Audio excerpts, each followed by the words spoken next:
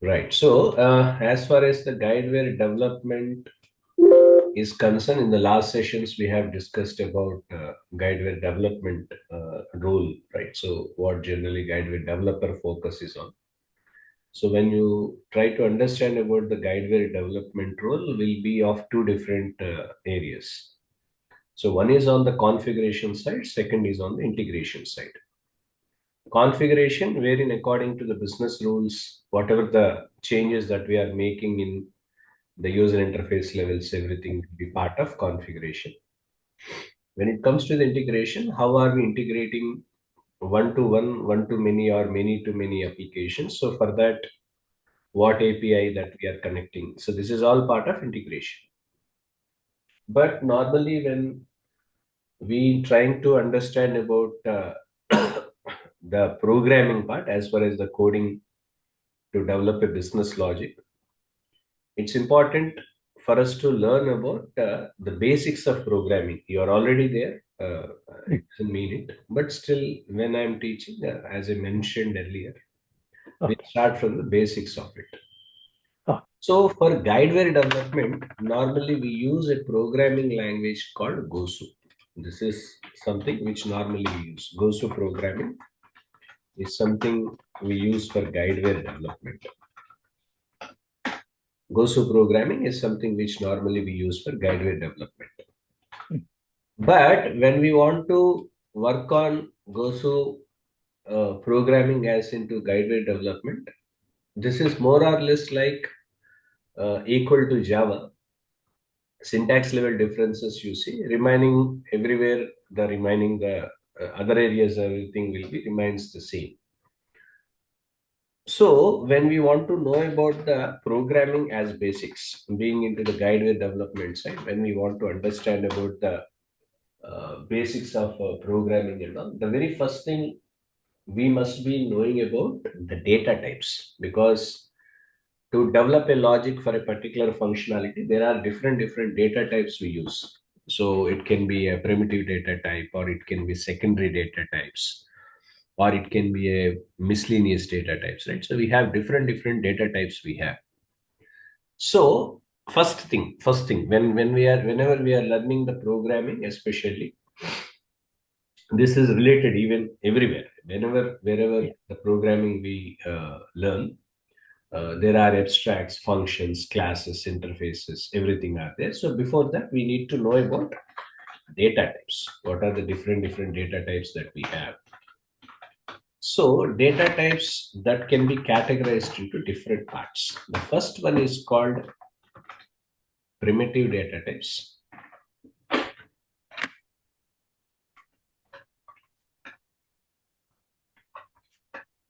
I'll write here, okay, Yeah. No problem. so that you get some idea, okay.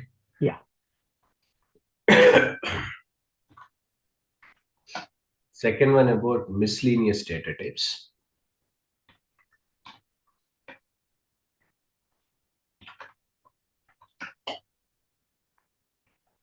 Third one is called secondary data types.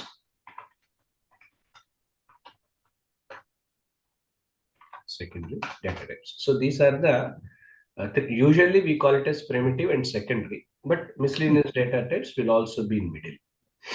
Now, when you try to understand this from the primitive data types point of view, again, this will be of two to three different ones. One is about the integer data types we have. Integer data types we have usually. That is one category. Normally, we will be having. Next one about the floating point data types.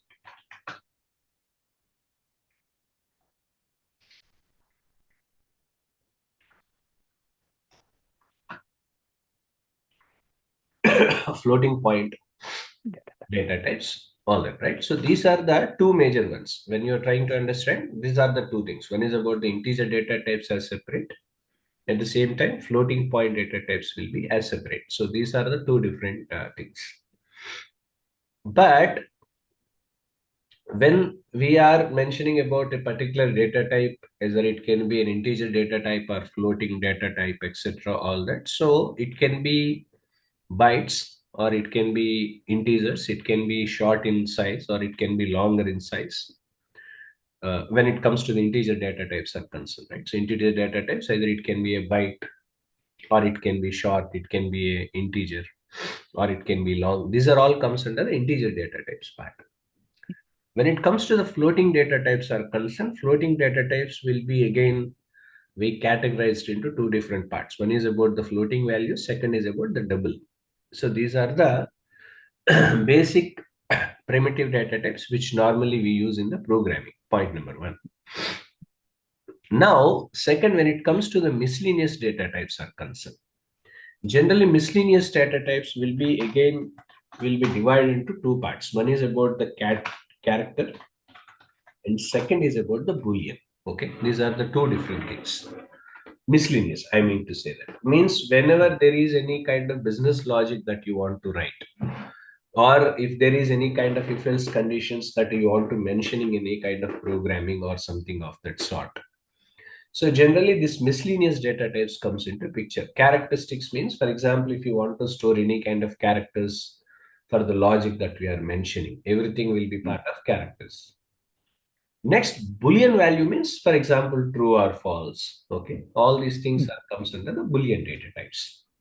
So miscellaneous data types are the one when you want to store any kind of characters for a particular functionality as part of code that we are writing. When you want to store any kind of characters and all, that's all comes under the miscellaneous part. Even true or false, everything will be part of miscellaneous. That is the second one. The third one about secondary data type. Generally, these secondary data types can be classified into two parts. One is about array, second is a class. Okay, generally. Because if you want to create any multiple variables to create any kind of integer variables or integer values or variables and all generally, these secondary data types, whatever the arrays, whatever the classes that we are using, all these things are based on the data types that we are using, because normally to calculate these data types or to get taken these data types and all, there are lot of things that will take, because depends on the kind of size of the particular data type, or it depends on the kind of range it was, or it depends on the kind of default value that we have taken, or it can be based upon the typecasting or based upon the wrapper classes. So what are the different data types that we are using, especially in programming, is something one should be known with. Either it can be a primitive data types, which majorly focusing on integers as well as floating points, etc. Miscellaneous data types majorly focusing on character as well as the Boolean value that we have given. When it comes to the secondary data types, arrays, what are the arrays and classes that we are using, everything will be part of it. But when we are mentioning about the default value, either it can be byte or it can be short or it can be an integer and all that. So there is a standard number that can be given. For example, integer I equal to 0, right? So this is all something that we'll be mentioning when we are writing down any kind of programming. So this is the basic understanding when we are learning programming or when we want to write a code for a particular functionality, being into the guideware development side, point number one. Point number two, if there are any kind of changes that you want to make in the existing application, you want to make any kind of changes on the existing ones. There are some changes that you want to make in the existing application. So for that, you required to make necessary changes. Understanding about what are the different data types that we are going to use is always important. Is it clear to you, Muli? Right. Yeah. Okay. Now, when we try to understand about the comments, whatever we discussed about the data types, all these, generally when we come from the type of comments that we are using in Java, because as I mentioned, repeating the same, because more or less like a person's whoever is having knowledge over Java programming is easy for them to go for Gosu, because almost the same. Because for any programming, normally earlier, right? So we used to have some assembly level programming in the beginning days. Right. Assembly level. After that, C, C++, that, right? Pascal, Yeah. Cota, Right. Exactly. right? Yeah. So you know all that, right? So that's all we have. So after that, whenever we started Java, usually Java programming, because we have many other programmings nowadays. We have Swift programming. We have at the same time we have even Python. Normally, because Java majorly we use all for web projects, but Mhm. when it comes to the data analysis related projects and all, we are using Python. And that is only the Right. difference. Python, it's an open source, right? So for data Mhm. analysis projects, we are using, but other projects, other all web related projects only, we are using Java. That is Right. the difference. But when it comes to the comments that you want to be presented in Java, usually comments will be of three different types. One is single line comment. You can see it on the screen, right? So how this can be. Yeah. Yeah. One is about the Exactly. single line comment. Second is about the multi line comment. And third is about the documentation comment. So these are the three different type of comments normally we have whenever we try to write any kind of comment in any program that we are going to write. So that comment will detail you what functionality or what type of structure of program that we are going to write over there. So that will tell you, because unless until if you have not presented single line comment, what is that something that we are going to write over there will not have any value at all. Right. So understanding about the type of comments what we have and what comment that we are going to write for any kind of programming is important. So single line comments are the general comment structure we write for any programming, because for every programming you can see single line comment will be there. For example, you want to make some addition of two numbers, or you want to go for subtractions or additions, multiplications. So these are all the common single line comments normally we write. Multi-line comments will be written when there is any kind of functionalities that you want to be mentioned over there. Generally, multi-line comments can also be used. Either it can be a Mhm. single line comment or multi-line Right. comments. Normally, one can be used with. When it comes to the multi-line comment section, especially when we are working on Java multi-line comments and all, when we are talking about whatever the process that we are using, whatever the kind of comments that we are using for multi-line comments and all everything, so that can be presented even for single line comments also. So that is a different context altogether. So when there is any kind of programming that you want to write for a particular functionality, there are different comments we have to be presented. Either it can be single line, it can be multi-line, or it can be documentation comments. Now, when we try to understand about the comments, which are the statements that we want to be mentioned, because when there is any kind of program that we have written, it has to be compiled, it has to be interpreted, we need to deploy that. So normally these comments majorly details you these points, because why are we writing down the comments for a particular program or a code that we are going to write. So Mhm. in what way this will be helpful to you, because for example, a person who is not known about the kind of code that we have written, for example, the person wants Right. to know for what purpose this code is being written for. Okay, for a particular code that we have taken, for what purpose that is being used, so people wants to know that. So if people wants to know that, so these are the points where normally people will be knowing. Because of the comments you will be knowing about the first one, because that provides you why the classes that we are using, because we are using different classes, we are using different objects, we are using different abstracts, functionalities, all that. So why classes we have used, what are the different classes that we have used for a particular program, and why are the variables, whatever the variables that we have declared statement, variable declared statement, or the constructors, or the kind of methods that we are using. At the same time, how the logic that we are going to write inside the method, everything can be understood when there is any kind of comment that we write whenever we are writing down whenever we are going to write the programming, especially. So these detailings will be possible when we are updating about the comment. Either it can be a single line comment, or it can be multi-line or documentation line comments. So these are the understanding, detailed understanding one should be good and familiar with. So from the Guidewire development point of view, again coming back to the Guidewire development point of view, majorly this is something useful for us when we are working on the configuration side in the initially to start with. Because when we are assume that, for example, we are moving from old legacy application billing applications to the new Guidewire cloud application, wherein cloud migration we are doing, data we are migrating. So you need to write new different program, new different functionalities and classes that has to be mentioned. So if you want to write new functionalities, classes, etc., you need to write a new program as fresh.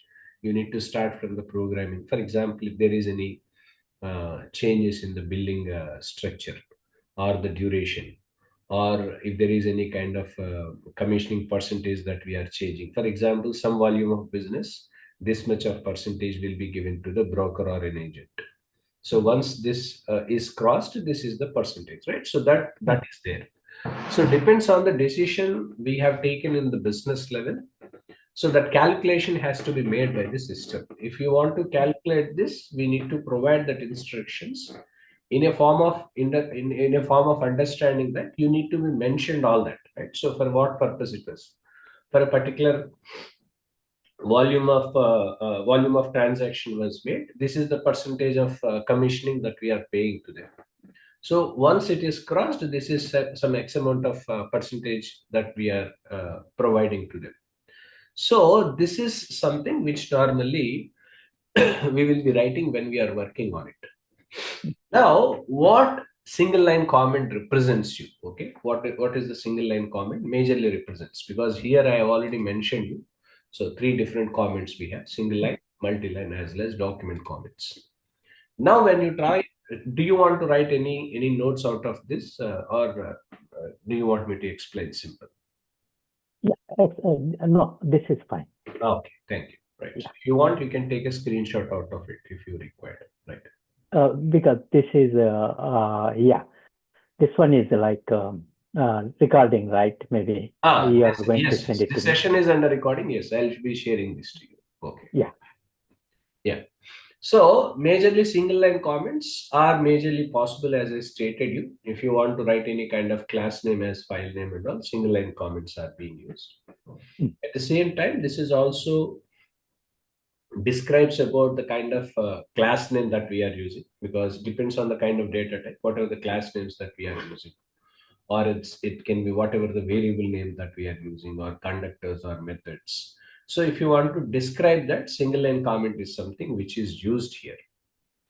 It's not only that, whenever we are writing down the single line comments, especially when there is any variable declarations or any variable initializations we are doing, or if you want to call any kind of methods or any kind of written statements, for Mm. everything single line comments are something useful. Point number one.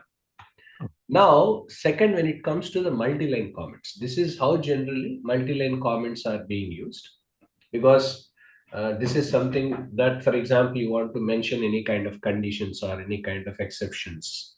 You Mm. want to be mentioned on a particular functionality. You can see it here. You can see I have just given some program as an example here. Mhm. So because for loop we are using for integer uh, greater than or lesser than, right? So 20 or something like that. So if you want Mhm. to provide an even number, or if you want to know about which is even number, which is odd number, you want to know that. Mhm. But that if you want to know that, there must be some condition you have to apply. Right? So there are some loops that you have to be updated. We need to update some conditions, etc. So if you want to update these conditions for a particular result that you want to see, which one is odd number, which one is an even number or something, multi-line comments are something that we are going to use here. Okay, this is the second one.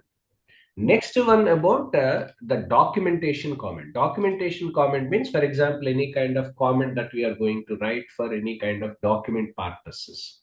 For example, whatever the API documentation that we are writing. Okay. So when you want to present some API documentation wherein that is to be visible when we are going to study over that. So for that, generally the statement that we are going to write, everything will be comes under documentation comments. So documentation comments are very less in usage as well as the importance.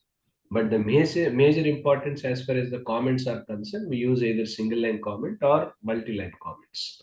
But multi-line comments want to know about what is that something you have to see, right? So which one is what, right? So if else conditions, if you have applied, if you want to implement any business logic, it's always important that we need to mention about the multi-line comment over here. So this is an overall understanding about the basic programming when it comes to the Java as a basic, especially from the Guidewire development point of view. When you want to know about that, so you must be knowing about what are the different data types that we are using. Either it can be primitive, or it can be miscellaneous, or it can be secondary data types. All that. At the same time, we must be knowing about what are the different comment line structures that we are using when we are implementing any code, all that stuff. This is the basic understanding, because detailed Java programming is not something required. It's not something needed. But yes, we must be knowing about how different Java programming to Gosu, right? So how is it different from Java to Gosu, and what are the differences that you are going to find? And we must be knowing about the basics of Gosu programming. What are the basics that we have in basics in Gosu programming that we are going to start from tomorrow? So tomorrow onwards, I'll start Gosu itself. Okay. So today I'm taking very less time. Please don't mind. No problem. Tomorrow onwards, I'll be continuing. Tomorrow, first of all, you need to know about the difference between Java to Gosu first. So how is it different, right? So what syntax differences that you are finding out? And the basics of Gosu programming. From there onwards, we'll start basics of Gosu. From there, Gosu will start. Meanwhile, I'll start the Guidewire development also in this regard. No problem. This is